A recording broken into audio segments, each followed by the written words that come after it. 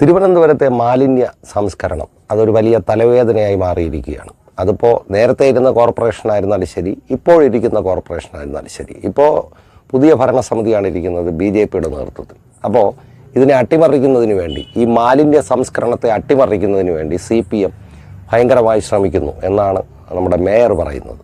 ഇതിനുവേണ്ടി CPMൻ്റെ തന്നെ ഒരു അനുഭാവിയായിരുന്ന ഒരാൾ അനധികൃതമായിട്ട് മാലിന്യങ്ങൾ ശേഖരിക്കുകയും, അതായത് കോർപ്പറേഷൻ്റെ പെർമിഷൻ ഇല്ലാതെ തന്നെ വർഷങ്ങളായിട്ട് CPMൻ്റെ സ്വാധീനം ഉള്ള ഒരു വ്യക്തിയാണ്, അതിൻ്റെ അനുഭാവിയാണ്.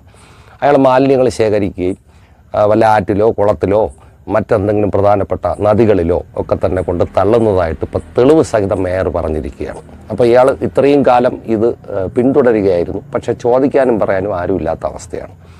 ഈ തിരുവനന്തപുരം നഗരവാസി എന്നുള്ള നിലയ്ക്ക് തന്നെ വ്യക്തിപരമായി എനിക്ക് പറയാനുള്ളത്, ഈ കാണിക്കുന്നത് ശുദ്ധ തെമ്മാടിത്തരം, അസംബന്ധം, പോക്കർത്തരം, ഇത് മാത്രമേ ഇതിനകത്ത് പറയാനുള്ളൂ. കാരണം ഈ നഗരത്തിലെ ജനങ്ങളെ ഇയാൾ വഞ്ചിക്കുകയാണ് ചെയ്യുന്നത്. ഇയാൾ ചാലയിലുള്ള ഒരു വ്യക്തിയാണെന്നാണ് മേയർ പറയുന്നത്. അവൻ്റെ പേരൊക്കെ തന്നെ അതിനകത്ത് പറയുന്നുണ്ട്.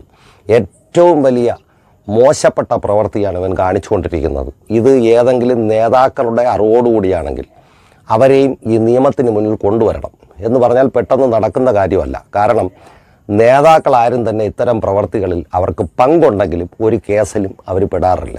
അതിനുള്ള ഏറ്റവും വലിയ ഉദാഹരണമാണ് നമ്മുടെ ED ആക്രമിച്ച കേസ്. ED ആക്രമിച്ച കേസുമായിട്ട് ബന്ധപ്പെട്ട് ഒരൊറ്റ നേതാക്കന്മാരും അതിനകത്ത് പ്രതിയായിട്ടില്ല.